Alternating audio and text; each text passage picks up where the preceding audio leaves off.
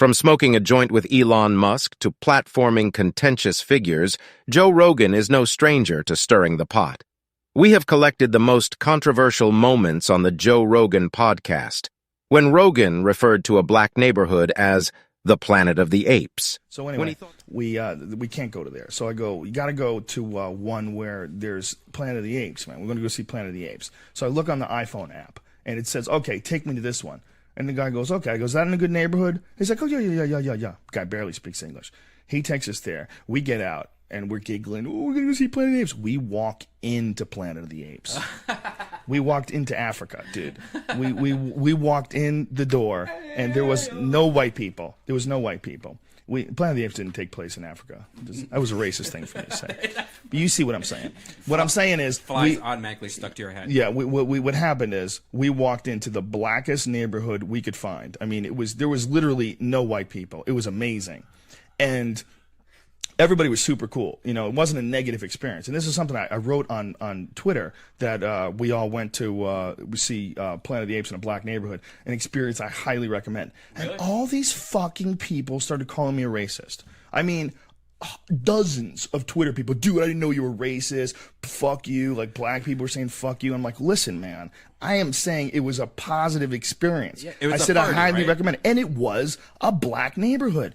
And we get in there, right? And we're so giggly high. We're like, oh my God, we're so high. And then I realized, like, whoa, everyone's black here. Like, well, I mean, everyone's black here. This is crazy. And then a bunch of people recognize me and they start want to taking pictures. And it's all good. Everybody's cool and friendly. Cool as shit. Like this guy goes, yo, man, where I know you from? I don't want to bother you, man. I'm not trying to use up your time. Where I know you from? I go, Fear Factor. The left was responsible for the Oregon wildfires. But there's a madness going on there. You want to talk about madness of crowds? That exemplifies that right now. And it's to me, they've arrested people for lighting forest fires up there. They've arrested left-wing people for lighting these forest fires. You know, air quote activists. Stating young people should stay away from getting the jab. 21 years old, and you say to me, should I get vaccinated? I go, no. It's terrifying that they're now trying to give it to children. Yeah. And they're trying to say the children need it when they don't. It's not really a vaccine in the traditional sense. This is really gene therapy. All these stories are focusing on is this horse dewormer shit. No one is focusing on the fact that I got better in 5 days. I have told a bunch of my friends, including Aaron Rodgers, he got better really quick. If you take that and you're sick, then you don't need a vaccine. The pharmaceutical companies are all in cahoots to try to make anybody who takes this stuff look crazy. I'm like, this is just a money grab. They're trying to kill us. When people are talking about actual microchips being injected into your arm to see if you have COVID-19, he's like, I fucking told you, Joe Rogan. Oh, they want to depopulate everybody, or, you know, it's all Pfizer. I've heard that one. I know you've heard that one. That one gets weird. It gets weird. I heard that one from a doctor. Statistics now that show that for boys, it is more dangerous to be vaccinated than it is to get COVID. Now we got President Biden wearing a mask yesterday, getting a booster. Do you think he got a booster? Do you think that was a real booster? I think if they were going to give him a booster shot, the last thing they would do is give it to him live on television. What if he dies? Someone sent me this viral video of, it's like a collage of all these news reports, and there's a large amount of these, you know, soccer players who have just like fallen down in the field. Falling down as they're running, like they're like collapsing. Well, there's a video where heart attacks. They're taking him to the hospital. It's just like, this is not, it's not speculation. And have you known anybody that had a bad side effect? From the virus? Vaccine. The vaccine? No, not a single person. Really? No. Interesting. Yeah. Why, have you? Oh, yeah. Oh, really? Oh, what happened? Heart attacks. There's this big question about whether or not the vaccines can cause miscarriages. There is some animal evidence early on that the vaccines can cause miscarriages. They're letting in thousands and thousands of people who are positive with COVID. They are monitoring SMS texts for dangerous misinformation about COVID vaccine. Vaccine passport, it doesn't end there. It's going to keep going. You're going to have a social credit system similar to what they have in China. You think it'll happen in our lifetime? 100%. Compared to unvaccinated, it seems to be somewhat higher, even worse, even more likely to get infected if you've had 2 jabs, even more likely to get infected if you had 3 jabs. Anthony Fauci, who is in the position to have circumvented a congressional ban on this kind of research and possibly, therefore, have played a prominent role in producing the pandemic. Referrals from oncologists of cancers that are unusual. We're seeing abnormalities in the key signaling molecules that T cells use to talk to each other that are associated, in particularly with the mRNA vaccines. As soon as you put the boots to them, as soon as you tell them, you have to do this or you can't do that. You have to listen to me. Now you have a mini dictator. You have one step away from a king. You have a one step closer. You're moving one step closer to dictatorship. That's what the fuck is happening. That's what's going to happen with a vaccine passport. That's what's going to happen if they close borders. You can't enter New York City unless you have your papers. You can't go to here unless you have that. You can't get on a plane unless you do what I say. Elon smoking weed on live, causing the Tesla stock to drop. I think I tried one once. Come on, man. You want some of it? You probably can't because of stockholders, right? I mean, it's legal, right? It's totally legal. Okay. How does that work? Do people get upset at you if you do certain things? There's tobacco and marijuana in there. That's all it is. The combination of tobacco and marijuana is wonderful. First turned onto it by Charlie Murphy and then reignited by Dave Chappelle. There you go. You getting text messages from chicks? No. I'm getting text messages from friends saying, "What the hell are you doing smoking weed?" It's legal. It's government approved. It's not, I'm not a regular smoker of weed. How often do you smoke it? Almost never. I don't actually notice any effect. Well, there you go.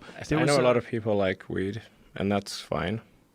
But I don't find that it is very good for productivity. For you? Not for me. Yeah, I would imagine that for someone like you, it's not.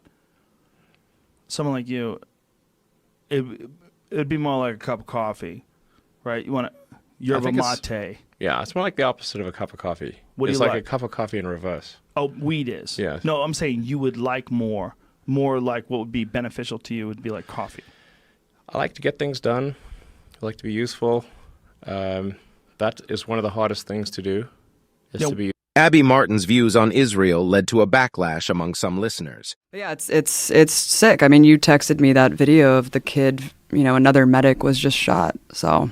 Yeah, there was something that Bilal Muhammad, who's one of the UFC fighters, had on his Instagram. Aww. And I texted you that. Mm-hmm. It's so, again, this is another thing. Right. It's so difficult to understand what's actually going on. There's so many pro-Israel people that put their head in the sand and don't want to look at some of these atrocities and don't want to look at some of the videos that you sent me of soldiers shooting at people that are not doing anything.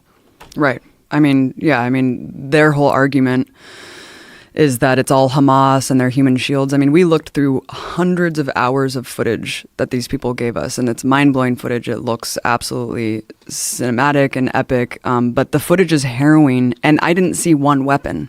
I didn't see one militant, not one weapon. It was literally people with slingshots throwing rocks at tanks. It's kind of a rite of passage. It's very symbolic. They're not trying to hurt anyone. No Israeli soldiers have been hurt or killed, during 2018, which is what the film looks at, is through 2018 of the Great March of Return. And there's not any weapons, there's no militants. Hamas has nothing to do with the march. And it's just shocking. I mean, it's shocking how many war crimes were committed on camera. And it's just amazing the propaganda that's just told to us about what this is and why they have the right to kill people that pose no threat to them. When you were on last time and you talked about this, one of my email accounts was flooded with literally a chain letter, like the same letter, like denouncing you and your lies and your anti-Semitic perspective and your anti-Israeli perspective. It was weird because it was the same email. AstroTurfed, yeah, it was fake. Yeah. I mean, that's a campaign. That has a lot of money behind it. Yeah. There's a lot of money behind that. I mean, the film is mind-blowing. Go to GazaFightsForFreedom.com if you want to check it out when it gets released, and it's just really incontrovertible, Joe. I mean, even if it were a war between armies, all of these things that Israel has done are still documented war crimes and very grievous violations of international law. And we're talking about direct targeting and assassinations by Israeli snipers of disabled people, of children, medics. press, and medics. And that's who Razan was. She was a medic, and as you mentioned, another medic just passed away, was killed, rather. I hate to use the passive voice because you always hear Palestinians died. No, they were murdered. They're all being murdered by snipers, and they pose no threat to them. And so the film looks at this UN investigation basically during the march in 2018 and documents all of the grievous crimes and atrocities conducted by the Israeli military. And I mean, Palestine has a right to defend itself. And this isn't even what that is. But if you look at the UN Charter of 1978, they say that, occupied peoples and besieged peoples have the right actually for armed self-defense. And the fact that this is not even what that is, that there's literally people going out there in peace with their bared chests, holding flags, and they're getting killed and sniped. There's so many amputations. I mean, just in 2018 alone, there was 35 kids who were killed. 900 shot. Jesus. Yeah, that's children. And some of these stories are harrowing. A kid hiding behind a trash can who was sniped. A kid who went up to the fence and just put a Palestinian flag and she was shot in the head and died instantly. It goes on and on and on. And so, we're just trying to document this to really kind of push the needle for accountability, because these laws have been agreed upon by the international community, some of them 100 years ago. And to have kind of a rogue state acting with complete impunity, knowing that it has total protection from the U.S. empire and given more freedom than ever under Trump with this Golan Heights thing and the moving of the Jerusalem embassy, or the moving of the embassy to Jerusalem. I mean, it's abysmal, and it needs to be stopped. And, they can't control the narrative any longer because we're seeing this with our own eyes. And that's what this film does, is really lays it all out. Abby, you concentrate and focus on so many different fucked up parts of the world. But you're very friendly and upbeat. Like you're laughing at this. How do you manage to maintain your sanity? Because I have a hard time if I just watch one of your pieces. Right. I watch one of your clips and I just go, what the fuck? And I just want to cry and I don't know what to do and I want to hug my kids. But you're in the trenches every day and you go to these places all the time. Mm-hmm. How do you do it? Well, I think that, first of all, I go and camp a lot. I get into nature a lot, which is also kind of depressing, knowing that, climate change and blah, blah, blah. But I try to get out and see the beauty of the world and understand my privilege, especially as an American citizen, because we can't afford to not be aware, and we can't afford to not be educated and talking about these issues, especially when our government is subsidizing this around the world, $10 million every day with our tax dollars. This is going on, and it's so close to home. And we have to acknowledge our privilege and acknowledge the situation, which is we have agency. We have agency to lobby our government to change this and to stop these criminal acts.